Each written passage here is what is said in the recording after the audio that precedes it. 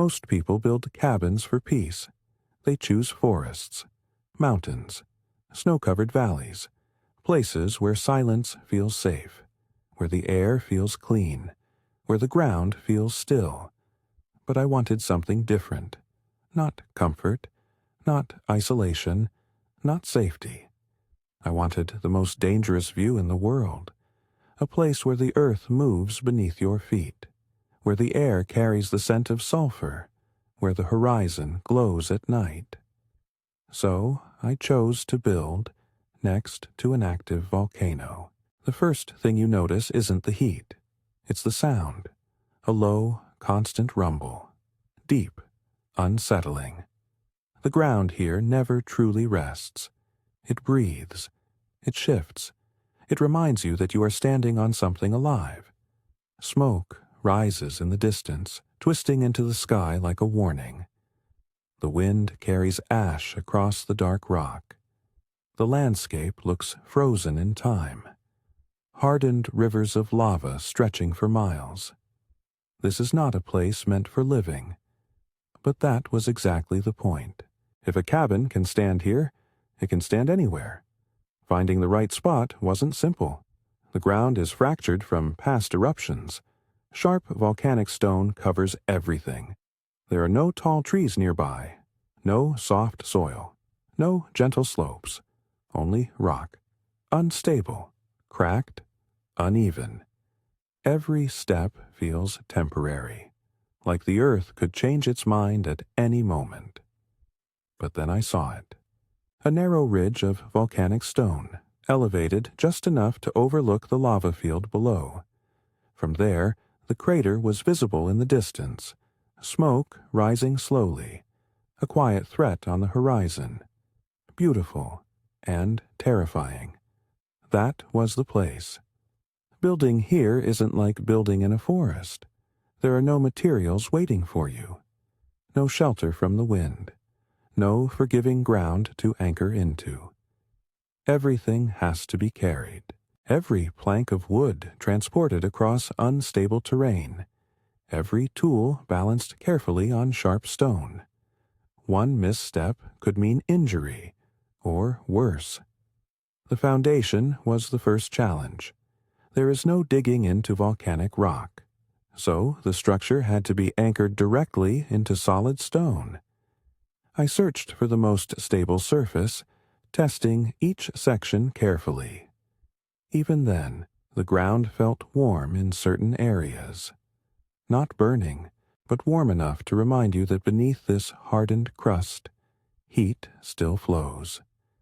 Small cracks in the earth released thin trails of steam, subtle, almost invisible, but constant. This land is alive. The cabin had to be lightweight but strong, flexible enough to handle minor tremors, secure enough to resist shifting ground. Slowly, the frame began to rise, each beam placed carefully, each joint reinforced. The wind carried distant rumbling from the crater, like a heartbeat beneath the construction. With every wall that went up, the reality became clearer. This wasn't just a shelter. It was a statement. A small human structure standing against one of nature's most powerful forces. Halfway through construction, the ground shook. Not violently, but enough. Dust fell from nearby rock formations. Tiny pebbles rolled down the slope. The sound from the crater grew louder for a few seconds, then faded again. It wasn't an eruption, but it was a warning. This place doesn't belong to us. We are only visitors here. For a moment, I considered stopping, choosing a safer location, a forest, a mountain, somewhere predictable. But that would defeat the purpose. Fear is part of the test. And this cabin wasn't meant to be easy. It was meant to endure. So I continued, working faster, watching the horizon, listening carefully for changes in the air. Near a volcano, conditions shift without notice. The sky can darken in minutes. The wind can change direction. The ground can tremble without rhythm. You don't relax here. You adapt. As the roof panels were secured, the structure began to feel complete. Small. Simple. But standing. Behind it, smoke curled upward from the crater. Below it, blackened lava fields stretched endlessly. The contrast was surreal. Inside, the space was minimal. Wooden walls, a small window facing the volcano, a simple bench, a lantern. Quiet, strangely peaceful. From inside the cabin, the danger feels distant. The thick wooden walls soften the outside world. The rumble becomes background noise. The heat becomes manageable. But you never forget where you are. Every few minutes, the earth reminds you. A subtle vibration, a distant echo, a shifting wind. This isn't comfort in the traditional sense. It's a perspective. Standing inside that cabin, looking out at the glowing horizon, you understand something different about risk. We spend our lives avoiding danger, building far from it, running from it. But sometimes facing it, carefully, changes you. The volcano doesn't care about the cabin. It doesn't recognize it. It doesn't acknowledge it. Nature remains indifferent. And yet, there is something powerful about standing your ground in a place like this. The cabin stood small against the massive volcanic landscape, almost insignificant, but still standing. And that's the point. It's not about defeating nature, it's about respecting it, preparing for it, understanding your limits within it.